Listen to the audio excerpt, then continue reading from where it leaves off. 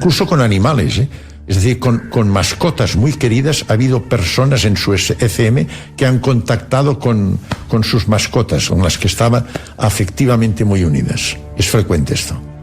Bueno, al final los animales también son una creación de esa energía primera que usted señala. En una reunión en 2014 en Cambridge, que asistió Stephen Hopkins, se reunieron morfólogos, biólogos, bioquímicos, físicos teóricos, y llegaron a la conclusión de que todo ser vivo tiene conciencia. Lo que cambia es el grado de conciencia.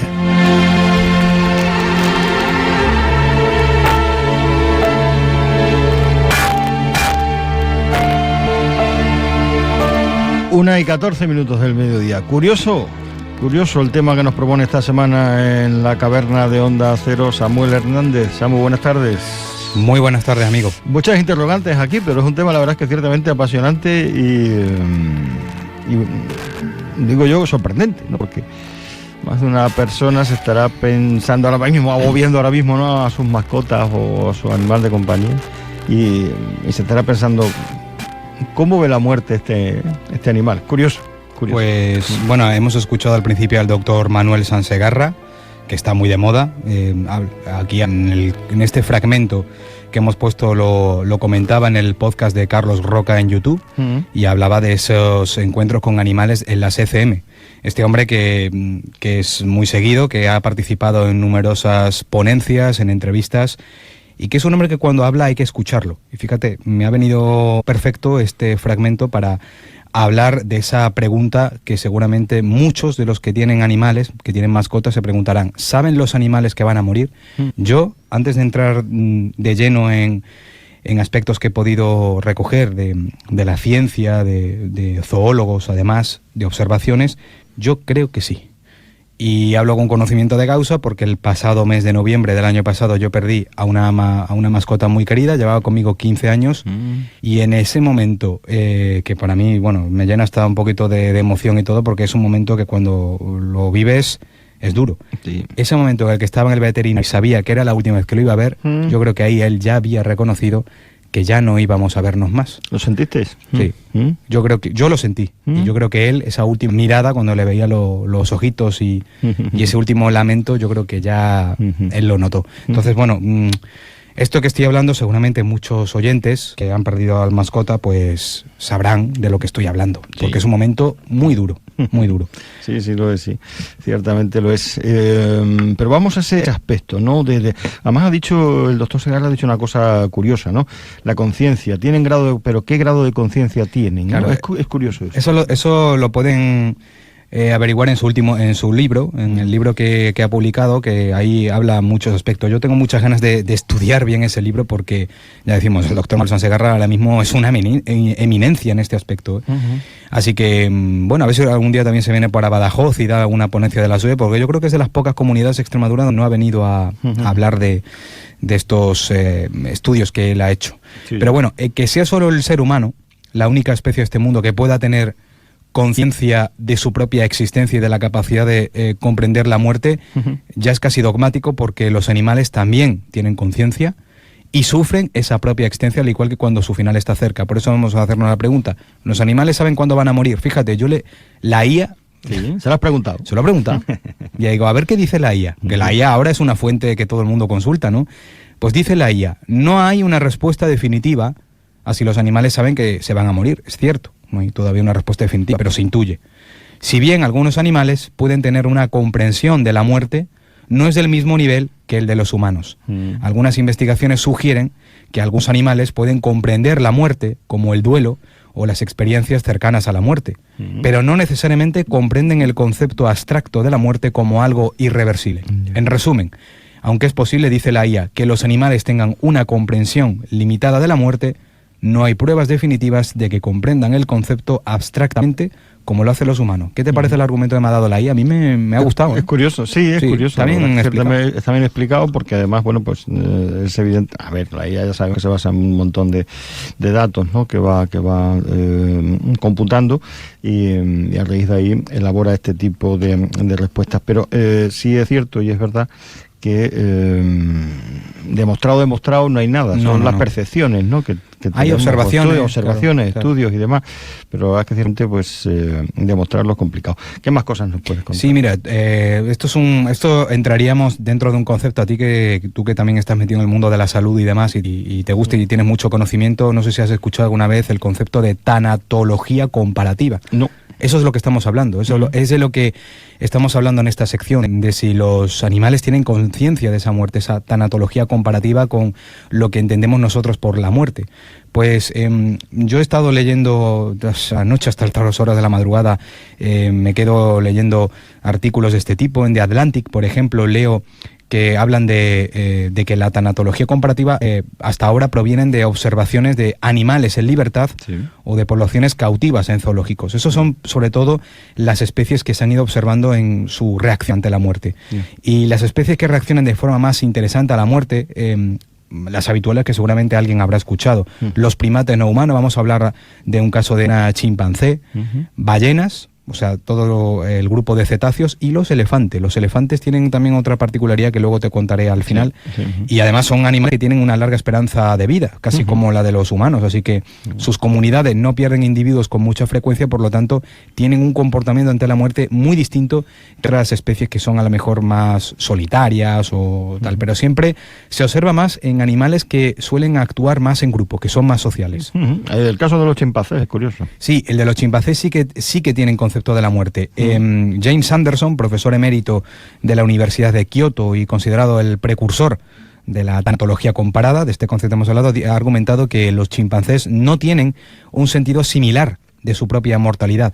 No cree que nadie haya visto jamás a un chimpancé intentar suicidarse en las miles de horas que los ha observado. Según Anderson, solo un animal que sabe que puede morir intentará provocar su propia muerte. ¿Qué pasa con los humanos? Que eso, por desgracia, es un hecho. Pero, valga la redundancia, el hecho de que no existan informes fiables de chimpancés, afirma, ni de ningún otro animal que realicen este comportamiento, sugiere que la carga existencial de la mortalidad recae exclusivamente sobre nosotros. Estos son fragmentos que yo he sacado del mismo artículo. Y podría mencionar aquí hemos mencionado a un precursor de la tanatología comparada, pues aquí en España tenemos una doctora en filosofía por la Universidad Nacional de Educación a Distancia, la UNED, que también es profesora en el Departamento de Lógica, Historia y Filosofía de la Ciencia de esta misma universidad, que se llama Susana Monzó. Susana Monzó tiene un libro que se llama La zarigüeya de Schrödinger, de Plaza y Valdés. Es un libro muy interesante en el cual plantea la posibilidad de que algunos animales sí que pueden comprender la muerte, pero para ello habría que determinar empíricamente si los animales tienen o no un concepto de la muerte. O sea, lo primero es siempre irse al concepto, de primeramente si lo tiene. Y para ello hay que irse a las opciones, a los estudios que hacen los zoólogos. Porque precisamente hay que irse a ese campo porque una de las dificultades que hay es la comunicación, ¿no? Por eso. Claro, bueno, en el asunto de la forma de comunicación es vital, porque a través de señales no verbales y comportamientos que en ocasiones nos resultan casi imperceptibles, nosotros cómo nos comunicamos con nuestras mascotas, ¿no? Claro. Le decimos esto, le decimos a señales con el dedo, con la mano, y muchas veces se te quedan mirando y diciendo, parece que me está entendiendo.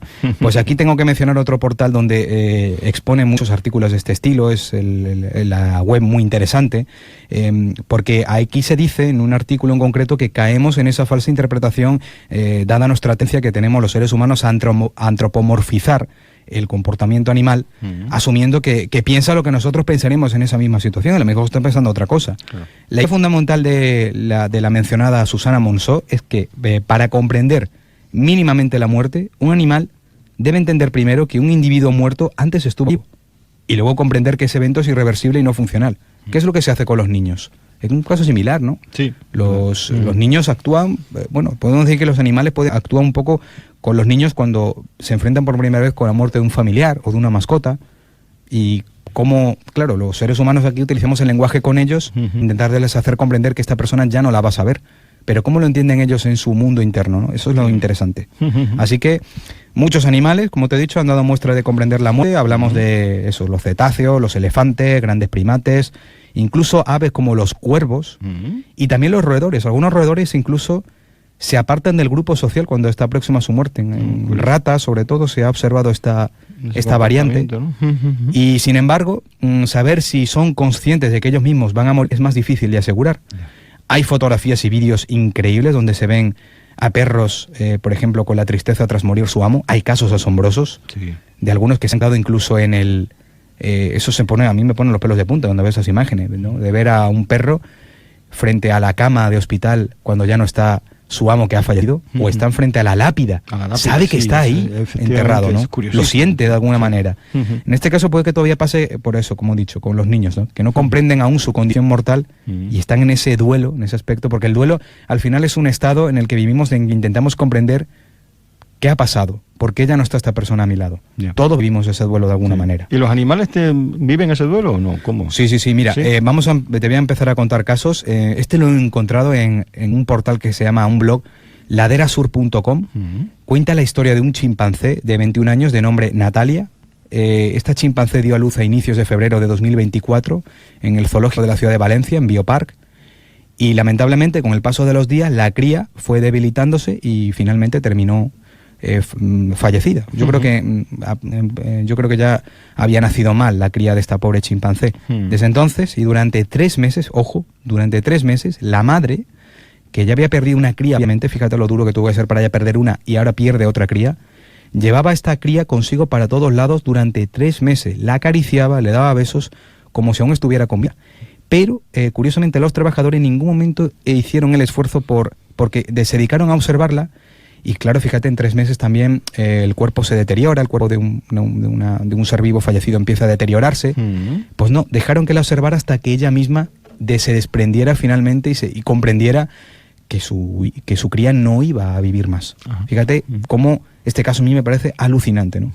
Así que ese comportamiento ya es normal en los chimpancés, eso dicen los zoólogos, pero lo que pareció inusual en este caso es que se prolongara por tanto tiempo aquella pérdida. Esto pasa también con los humanos. Hay algunos que tardan más en superarlo, otros no. Son procesos, sí, efectivamente. Claro. Así que en el mismo artículo señalado se cuenta que los trabajadores le dieron el tiempo necesario a la chimpancé Natalia para que de forma gradual se pudiera separar de su cría fallecida y de la forma menos traumática posible para ella misma. Así que esto a mí leyéndolo, yo me emocionaba y todo, porque cómo son los animales está todo en la observación. Cuando observamos la naturaleza de los animales podemos comprender muchas cosas también de nuestro día a día. Sí, bueno, es que estás hablando del duelo, ¿no? Que el duelo no deja de ser un fenómeno del ser humano, del animal, ante una circunstancia, ¿no? Hay una frase que te destaco, yo toda esta información cuando la vuelco al secretolacaverna.com siempre pongo a las fuentes originales para que el público lo lea, y hay una frase que me encanta que dice: el duelo es una respuesta a un déficit que surge como subproducto de una reacción ligada con la separación, y que hay un proceso de llegar a entender y aceptar que esa vinculación ya no va a estar. Esta última afirmación en concreto la destaca el doctor Carlos Olavarría, biólogo especialista en mamíferos marinos, quien también cuenta una historia similar a la del chimpancé Natalia, pero en este caso con un cetáceo a la cual, cuando le sacaron la cría muerta del agua con el objetivo, todo esto bajo estudio, todo esto bajo estudio científico, no para provocar al animal ni nada. Claro, lo que intentaron es sacar la cría muerta del agua para facilitarle la recuperación. Y cuenta que eso resultó peor, porque dicen empezaron a observar que la madre empezaba a reaccionar y a saltar, que cambió su conducta. De manera inesperada cambiaba la conducta. Así que son patrones que también, como estamos hablando, se han observado en cetáceos, el grupo taxonómico que incluye las ballenas, los delfines, las marsopas, que parece ser que lo que han observado los expertos es que las respuestas al duelo son similares a las emocionales que tenemos los humanos, sobre todo luego de la pérdida de una cría, sobre todo en ese aspecto. Y también incluso la pérdida de un compañero. Hay una foto por ahí de un delfín cercano de un compañero suyo fallecido, y estaba ahí también como, ya te digo, eso yo cuando lo ves en vivo directo, en los vídeos y demás, es otra cosa. También es curioso el comportamiento de los elefantes, ¿no? Decías antes que ibas a comentar algo. Los elefantes siempre son una especie muy digna de observar en todos los aspectos, pero en este caso en concreto se ha llegado a saber, y hay pruebas también de ello, incluso fotografías. Yo te he adjuntado uno de los documentos, aunque no se vea, pero se veía el cuerpo de una cría de elefante semienterrado. Y esto lo ha hecho pues un propio elefante. La propia madre habrá sido. Son capaces de enterrar a sus crías. Hay un fascinante estudio realizado por el Instituto Indio de Educación e Investigación Científica que dice que observó que los elefantes transportaban los cadáveres hasta encontrar un lugar propicio para llevar a cabo el entierro. Y además no realizan ese entierro en cualquier lugar. Lo hacen lejos de humanos y de otros animales. Además, las huellas y los rastros de estiércol que los investigadores encontraron en las 5 sepulturas estudiadas en este estudio indicaban que elefantes de todas las edades contribuyeron en los entierros, que no solo uno, que toda la manada contribuye. E incluso en la especie de los elefantes africanos cubre los cadáveres con vegetación y regresan a esos lugares repetidas veces a lo largo del tiempo. Fíjate esto, que es curiosísimo. Es como cuando los seres humanos vamos al cementerio sí, o como los familiares que acompañan en el tanatorio, ¿no? Durante exacto, el tiempo, exacto. ¿no? Y todo esto es importante valorando pues el aspecto social de cómo se organizan las manadas de elefantes. El aspecto social y de pérdida de comunidad es un factor importante en este tipo de observaciones. O sea, en los elefantes es curiosísimo. Hay más casos también, ¿no? Hay una foca leopardo que también tiene un caso curioso. También es muy triste porque la foca leopardo, aquí en este caso, la encontraron en la laguna de San Rafael. Esto está en Chile. Esto ya no hablamos de un zoológico ni nada, la encontraron en naturaleza salvaje. Y esta foca estaba embarazada y un mes después dio a luz a una cría. Se entiende que podría haber sido provocado por el tema de mareas o por algún marco que la golpeó, a saber, ¿no? Entonces, claro, esta foca estaba apegada a esa cría que no se movía. La foca se dio cuenta, eso dicen los expertos, se dio cuenta de que estaba... Y dicen los que observaron su reacción, que llegaron a observar en este animal lágrimas, ojo, lágrimas marcadas en su... que estaba como más ojerosa incluso, también más delgada. Son síntomas de cuando una persona está en duelo que pierde hasta peso porque no quiere ni comer. Los expertos la dejaron sin hacer nada y al cabo del mes dejó que su cría se hundiera en el agua, pero luego de haber soportado todo ese tiempo en ayunas, tratando de darle calor cerca de su cría, en fin, la cambiaba de posición, la movía con la nariz, en fin, todo. Destacaron que todo ese proceso como muy doloroso y triste para ese animal, pero tuvo que pasar porque, como lo pasamos todos los seres vivos en algún momento, el proceso de duelo. Y hay más mamíferos de tierra, como los lobos o los chacales. Ellos suelen, aquí en estas comunidades, dicen que se suelen aún en señal de duelo, cuando fallece uno de los miembros de su manada. Los gorilas, por ejemplo, tienden incluso a transportar los cuerpos de sus difuntos para colocarlos en lugares que fueron especiales para ellos. Curioso. Y luego hay gente que se preguntará, ¿y las aves? Pues las aves, hay casos reportados también en búhos, en urracas, e incluso en cuervos que emiten sonidos particulares y se reúnen en torno al cuerpo sin vida de su compañero.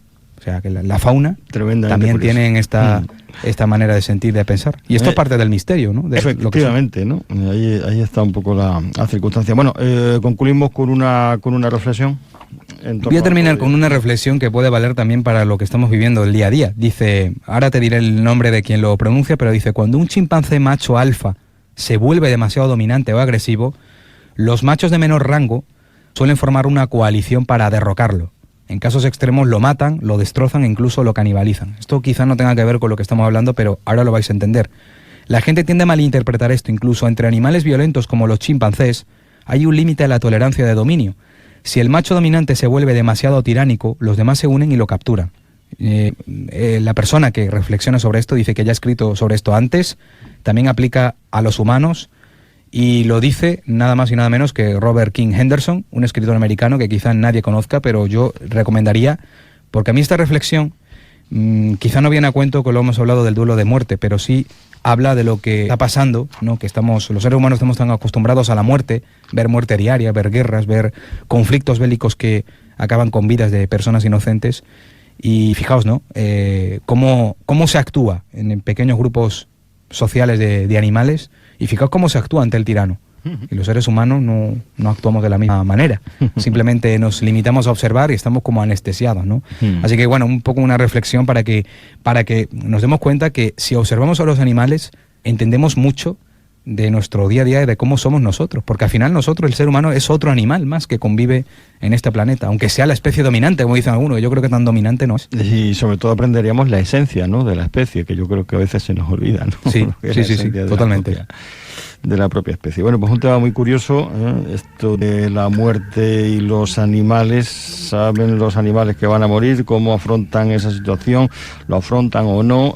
¿Hay duelo o no hay duelo? Cuando fallece alguien de su comunidad, ¿cómo se comportan? La verdad, ciertamente curiosísimo el tema que nos ha traído esta semana Samuel Hernández. Querido amigo, te espero ya después de verano, porque la semana que viene... la semana que viene sí tenemos, sí, el día 26, 25 es cuando tengo yo el programa especial, 26 cuando está aquí Cantizano, así que tenemos oportunidad la semana que viene de poner el punto y final, amigo. Sí, pondremos final a la temporada y nada, pues a disfrutar de estos días festivos que tenemos en Badajoz y también de soportar las calores que estamos sufriendo.